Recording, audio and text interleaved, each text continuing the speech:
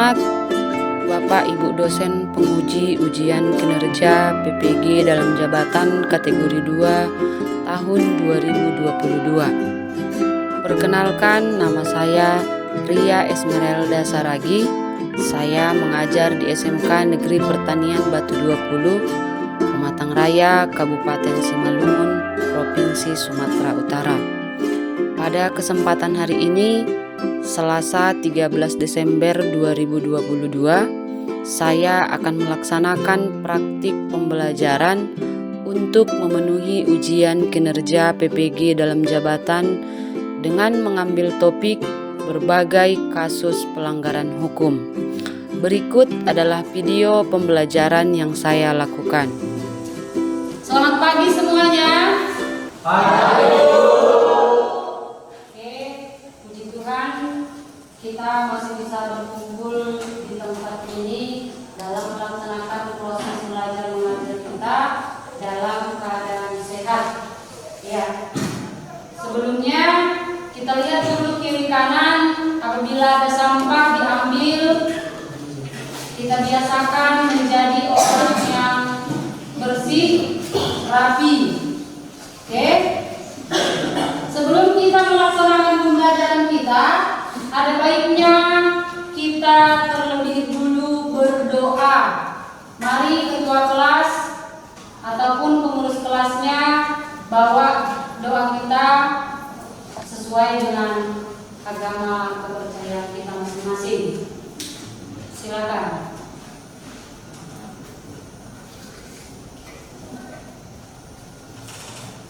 Ya, sebelum kita memulai aktivitas belajar kita satu pada kita mari kita berdoa menurut agama dan usaha kita masing-masing. Berdoa dulu.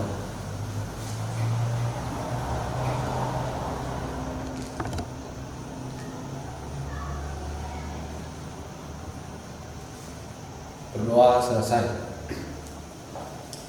Oke. Kita bernyanyi Garda Pancasila 1, 2, 3 ya. Garda Pancasila, akulah mendukungmu. Patriot proklamasi, sedia berkorban untukmu. Pancasila esa negara, rakyat adil makmur sentosa. Pribadi bangsaku, ayo maju, maju, ayo maju, maju, ayo maju, maju. Terima kasih, silakan duduk. Sekarang Ibu mencek kehadiran kalian dulu. Andre Damanik, Daniel Bernando, Elias Ganda, Eva Rosali, Fitri Rodearni, Wino Suranta, Ana Sri Rezeki, Grace Windasari, Resmi Nauli, Betri Jessica, Ria Natalia.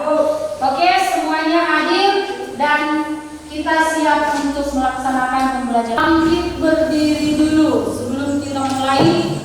Kita siapkan dulu diri kita. Apakah sudah rapi? Sudah rapi? Lihat ke kiri dan ke kanan. Sudah rapi dari atas sampai ke bawah. Iya, dalam memulai proses pembelajaran juga kita harus bersiap, bersih, rapi agar pelajaran pun bisa masuk dan dapat kita cerna di dalam otak kita masing-masing. Silakan duduk. Ya, sebelum kita mulai pembelajaran kita buat dulu salam SMK.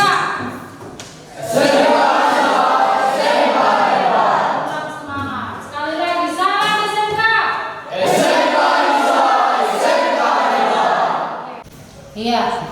Apakah kalian masih ingat apa materi kita yang minggu lalu tentang apa? Tentang apa, Nak? Peran lembaga penegak hukum dan dalam menjamin keadilan dan kedamaian. Iya, peran lembaga penegak hukum dalam menjamin kedamaian dan keadilan. Itu contohnya kemarin adalah polisi, ya kan? Lagi pengacara, lagi hakim, terus advokat, lagi KB. Ya, itulah materi kita yang minggu lalu. Sedangkan materi kita hari ini yaitu tentang berbagai macam kasus pelanggaran hukum di dalam poin dinamika pelanggaran hukum. Ya, jadi apa kaitannya materi kita yang minggu lalu dengan materi kita saat ini? Yang minggu lalu kita belajar tentang peran lembaga penegak hukum, iya kan?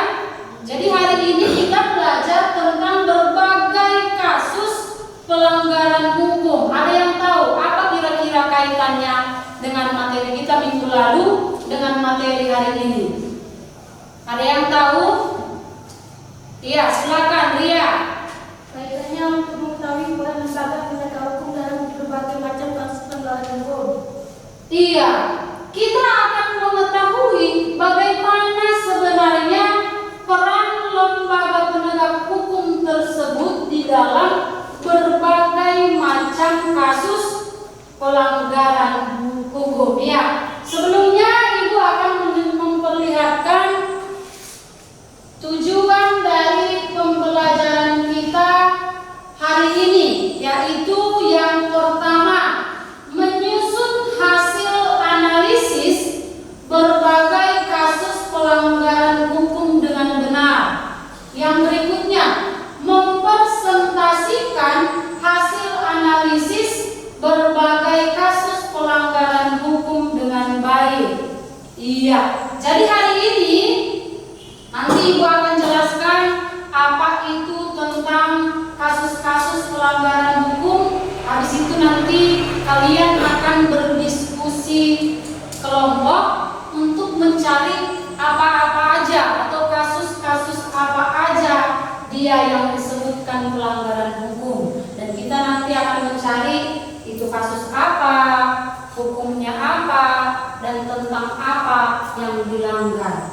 Ya, semoga nanti tujuan yang sudah kita tetapkan ini, tujuan kita dalam pembelajaran ini bisa kita capai sesuai dengan tuntutan KKM ataupun standar minimum kompetensi kita. Jadi mudah-mudahan kalian tetap sehat dan bisa mencapai nilai yang kalian inginkan dan semua memenuhi kata tuntas. Ya, materi kita tadi yaitu tentang berbagai kasus pelanggaran hukum di dalam poin C, yaitu dinamika pelanggaran hukum. Jadi yang pertamanya kita akan mempelajari apa itu yang disebutkan dengan pelanggaran hukum. Pelanggaran hukum itu sudah kita pelajari kemarin, yaitu tentang perilaku yang melawan aturan yang berlaku, yang sering menolak, suka mengatur, yang sudah disebutkan itu seperti kebutuhan sendiri, kebiasaan,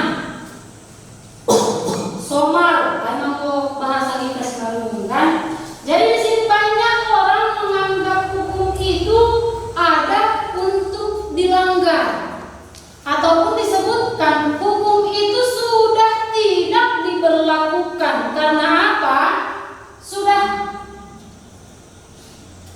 untuk dilanggar. Itulah yang disebutkan kebiasaan. Karena apa? Sudah terbiasa untuk melakukan hal yang salah, sudah terbiasa untuk melanggar aturan yang sudah ditetapkan. Contoh itu norma kesusilaan, sopan santun, ya kan?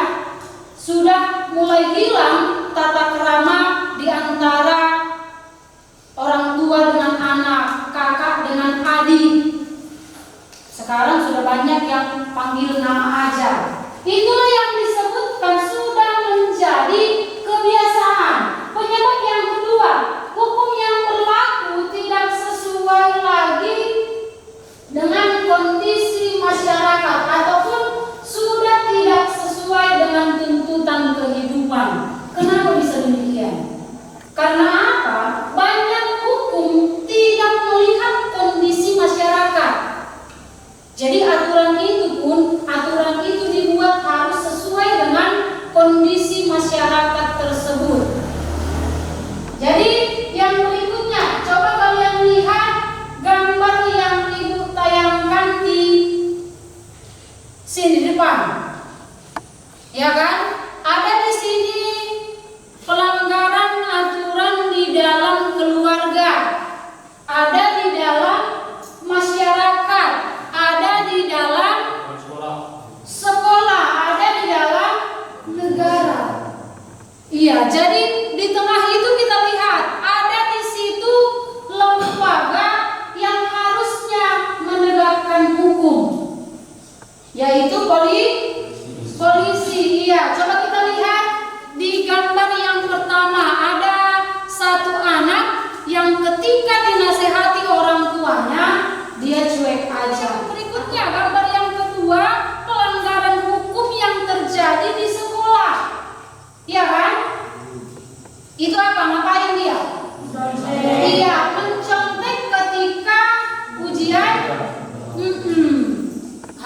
Pada minggu ini kita melaksanakan ujian. Apakah ada yang mencontek? Iya, tidak ada. Mudah-mudahan tidak ada yang mencontek dan nilainya pun memuaskan. Yang masyarakat itu apa? Tindakan main hakim sendiri ataupun disebutkan dia anarkisme, membuat peraturan sendiri. Jadi di sini tindakan anarkisme ini adalah yang disebutkan unjuk rasa. Bisa menimbulkan dia seperti kekerasan. Itu kekerasan kan? Iya. Main hakim sendiri. Bahwa masyarakatnya tidak sadar bahwa ada aparat hukum ataupun lembaga hukum yang berwenang untuk mengatasi masalah tersebut. Yang berikutnya, ada seorang gadis yang sedang ditilang polisi. Itu pelanggaran di dalam negara ataupun dia di lingkungan lalu lintas. Pelanggaran apa yang dilakukan? Iya, tidak memakai helm. Kasus pelanggaran hukum yang pertama, kasus korupsi. Ya, kasus korupsi ini tindakan yang merugikan masyarakat dan sangat menguntungkan bagi pelaku. Iya, berikutnya cara penanganannya. Yang pertama, membenahi peraturan dengan ditegakkannya dan diperkuatnya undang-undang tentang tindakan pidana korupsi. Ya. Kalau tidak ditegakkannya undang-undang tersebut, maka korupsi akan semakin lama semakin berkembang di negara kita. Ya kan? Kasus yang kedua yaitu tentang pembunuhan.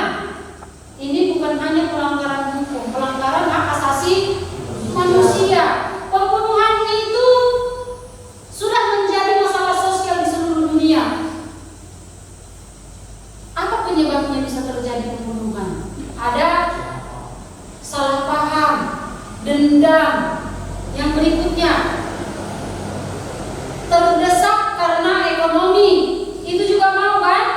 Yang berikutnya, masalah kejiwaan. Jadi cara penanganannya, yang pertama memperkuat iman, sering bersosialisasi bersama kegiatan keagamaan. Itulah cara penanggulangannya. Yang berikutnya, sering mengikuti kegiatan sosial. Jadi jangan di rumah aja. Kalau lebih sering kita bersosial bersama orang lain, biar kita lebih bisa menghargai hak orang lain.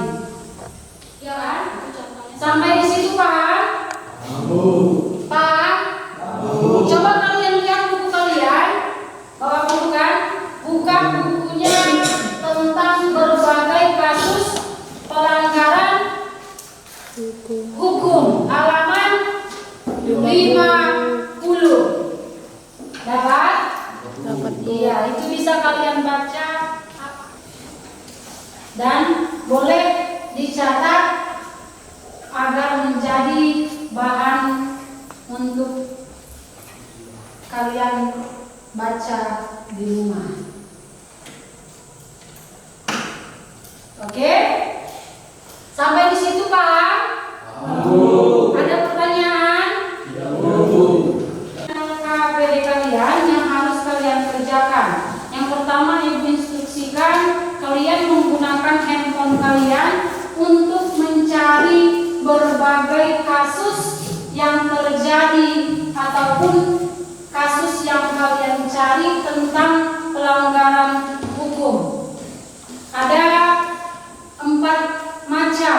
Yang pertama tentang yang terjadi di sekolah, di rumah, di masyarakat, dan di dalam negara. Jadi untuk itu nanti kalian cari dan kalian pahami. Ini ibu berikan nanti pertanyaannya, kalian jawab, dan hasilnya nanti akan dipresentasikan setiap wakil-wakil kelompoknya masing-masing. Sampai di situ paham? Oke.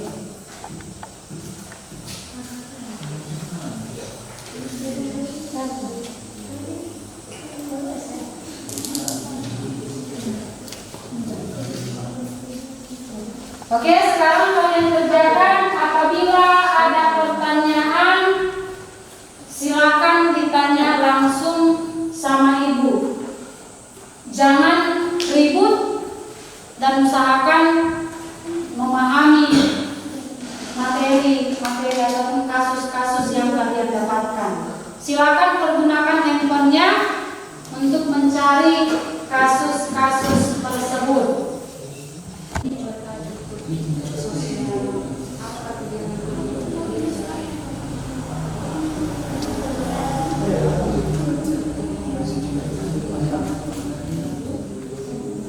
Oke, semuanya sudah selesai? Ya, sekarang tugas kalian adalah mempresentasikan hasil kerja kelompok kalian dan diwakilkan per 2 orang per kelompok untuk mempresentasikannya ke depan. Sekarang dipersilakan untuk mempresentasikannya, yaitu kelompok yang pertama. Silakan.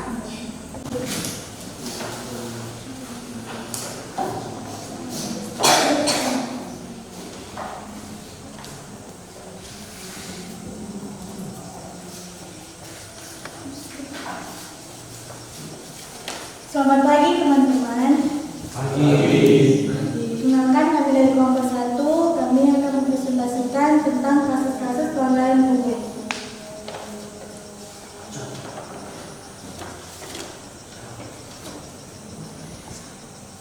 Kasus yang pertama adalah kasus pelanggaran dalam lingkungan bangsa dan negara.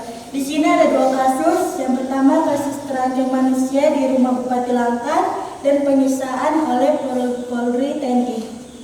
Penyebab terjadinya kerangkeng manusia di rumah Bupati Langkat adalah penyebab kerangkeng manusia di rumah Bupati Langkat mengaku mengistilahkan tindakan kekerasan keluarga terbit rencana tindak penganiayaan. Faktor penyebab penyiksaan oleh Polri TNI, keberadaan TNI di tengah masyarakat, sistem peradilan militer yang lemah. Undang-undang yang dilanggar dalam kasus tersebut adalah kasus yang kedua adalah kasus pelanggaran dalam lingkungan sekolah. Bentuk tindakan yang dilakukan adalah pembulian terhadap temannya.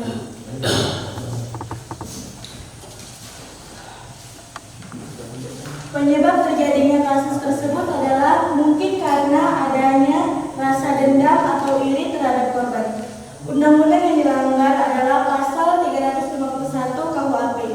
Solusinya adalah deteksi tindakan bully, memberikan sosialisasi, membuat peraturan yang tegas, memberikan dukungan pada korban bully. Kasus yang ketiga adalah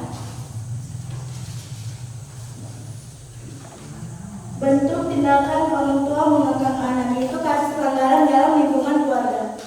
Dan terakhir adalah kasus pelanggaran dalam lingkungan masyarakat.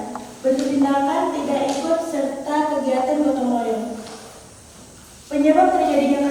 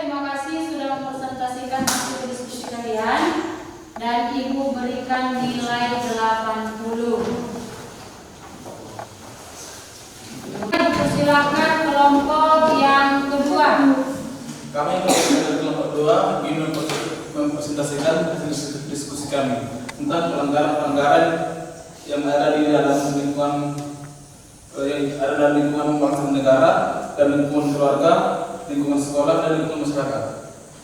Nah, dari kasus pertama yaitu kasus tentang mutilasi 4 warga sipil di Mimika. Temuan potongan jenazah dari 4 orang korban di Mimika, Papua menghebohkan masyarakat pada akhir Agustus 2022. Dari penyelidikan, pelaku mutilasi merupakan 6 prajurit TNI dan 4 warga sipil. Para pelaku diduga memiliki bisnis bersama sebagai pengepul solar. Kompas HAM menyatakan tindakan para pelaku telah melukai nurani dan merendahkan martabat manusia. Berdasarkan temuan awal, Komnas HAM menyatakan pembunuhan tersebut sebagai pembunuhan berencana. Selain itu, Komnas HAM juga menemukan adanya senjata rakitan yang dimiliki oleh salah satu pelaku dari unsur TNI. Atas temuan ini, Komnas HAM meminta Panglima TNI Jenderal Andika Perkasa untuk mencatat 4 prajurit TNI yang terlibat. 2 dari 4 tersangka merupakan seorang perwira infanteri, Praka PR, Pratu Ras, Pratu RDC, dan Pratu R. Sedangkan 4 tersangka dari kalangan sipil, yakni APL, alias J, DU, R, dan RMH. Faktor penyebab kejadian tersebut yaitu korban melakukan penipuan, yaitu menjual senjata api palsu, sehingga kejadian pembunuhan sadis yang menyebabkan orang terbunuh. Yang kedua, pelanggaran hukum dilakukan. Pembunuhan yang terjadi di Mimika. Ketiga, ketentuan perundang-undangan yang dilanggar. 1. Ketentuan hukum pidana untuk mutilasi. Yang kedua, mutilasi pada korban yang masih hidup. Pasal 353 ayat 1 KUHP. Yang ketiga, mutilasi pada mayat korban. Yang keempat, saksi yang merugikan kepentingan pelaku. Pembunuhan akan dapat ancaman hukuman maksimal 20 tahun atau penjara seumur hidup. Dalam pasal 340 KUHP dan pasal 30 Kitab Undang-Undang Hukum Pidana. Yang kelima, solusi untuk mencegah terulangan kasus. Memiliki keimanan yang cukup kuat, mempunyai jati diri yang kuat, tidak gampang emosi.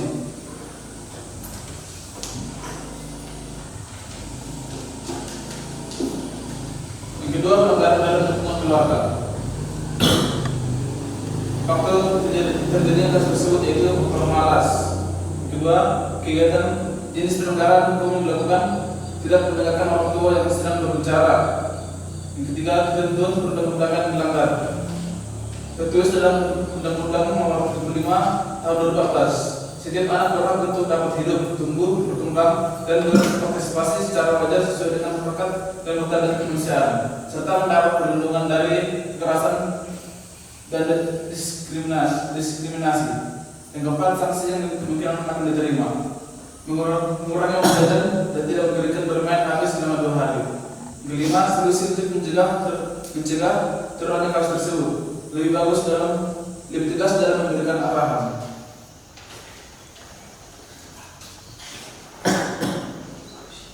Kasus yang ketiga yaitu pelanggaran dalam lingkungan sekolah atau bolos dari sekolah.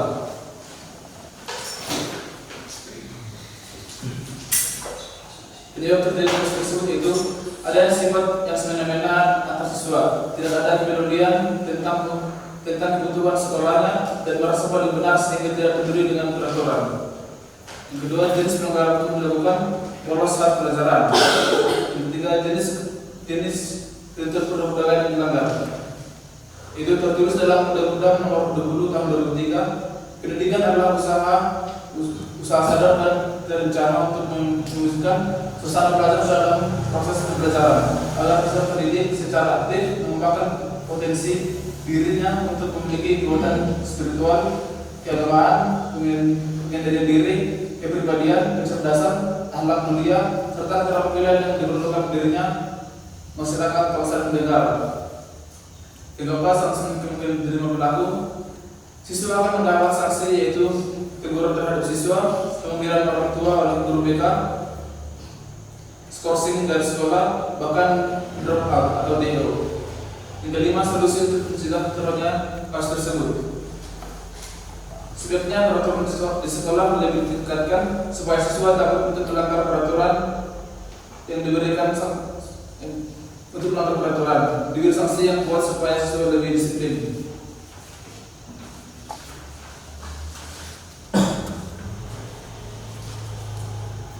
Yang keempat, pelanggaran dalam lingkungan masyarakat. Penyebab terjadi kasus adanya selisih paham antara individu yang menyebabkan tidak bisa mengontrol diri. Yang kedua, jenis pelanggaran hukum yang dilakukan yaitu tawuran atau berantem. Yang ketiga, jenis pelanggaran ketentuan perundang-undangan yang dilanggar yaitu melanggar pasal 170, 351, 355, 358 KUHP yang merupakan bentuk kejahatan dan pelanggaran. Yang keempat, sanksi yang kemungkinan diterima pelaku yaitu ancaman penjara 15 tahun dan denda sebanyak 3 miliar rupiah. Untuk para tersangka tawuran yang menggunakan senjata tajam dikenai pasal 2 ayat 1 Undang-Undang Darurat Nomor 12 Tahun 1991 dengan ancaman hukuman 10 tahun penjara.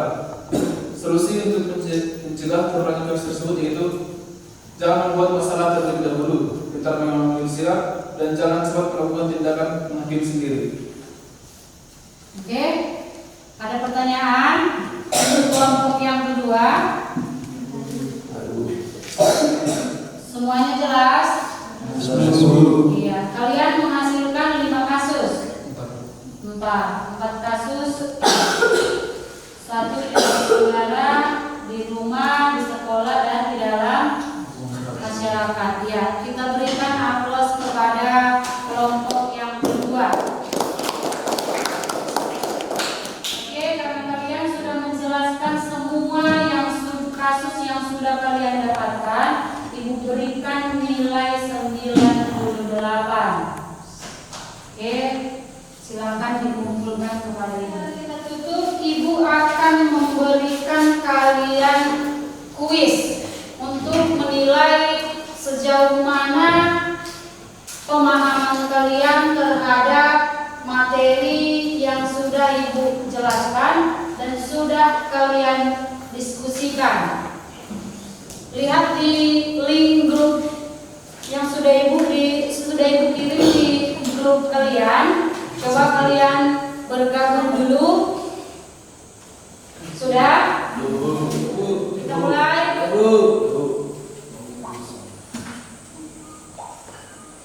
Oke.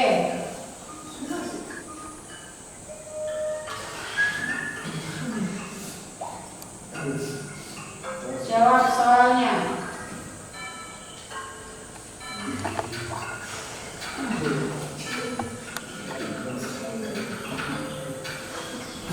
Oke, sekarang nilai teratas Daniel Bangun.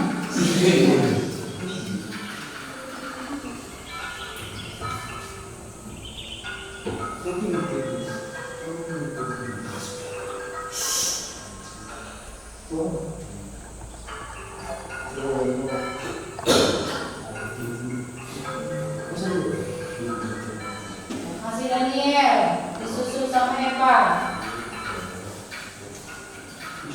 Oke. Ada tadi yang memenuhi persyaratan itu 21 John Kelvin, 2 Eva Rosari, dan yang ketiga Daniel Bangun. Oke, tepuk tangan.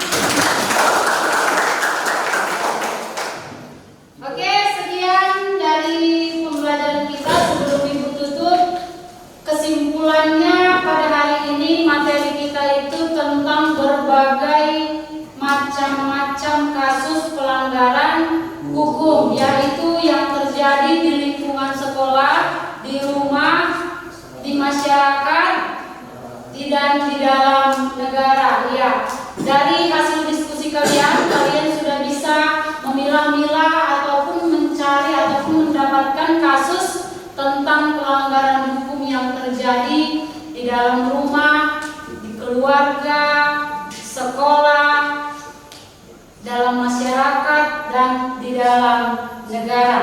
Oke? Tugas di rumah, buka bukunya halaman kompetensi yang terakhir.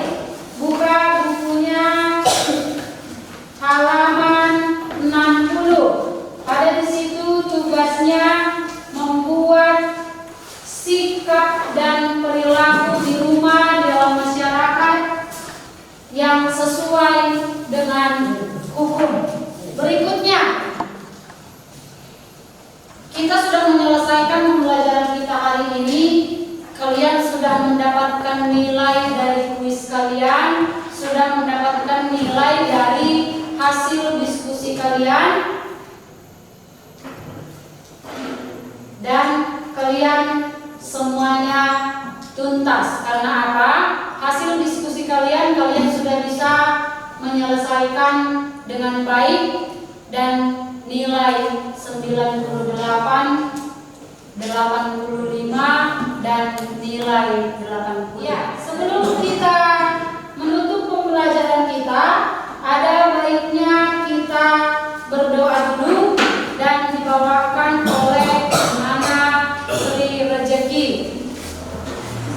Kita pulang, marilah kita berdoa menurut agama dan kepercayaan kita masing-masing. Berdoa dimulai.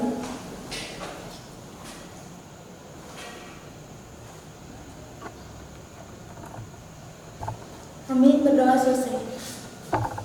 Oke, silakan pulang dan bersalaman.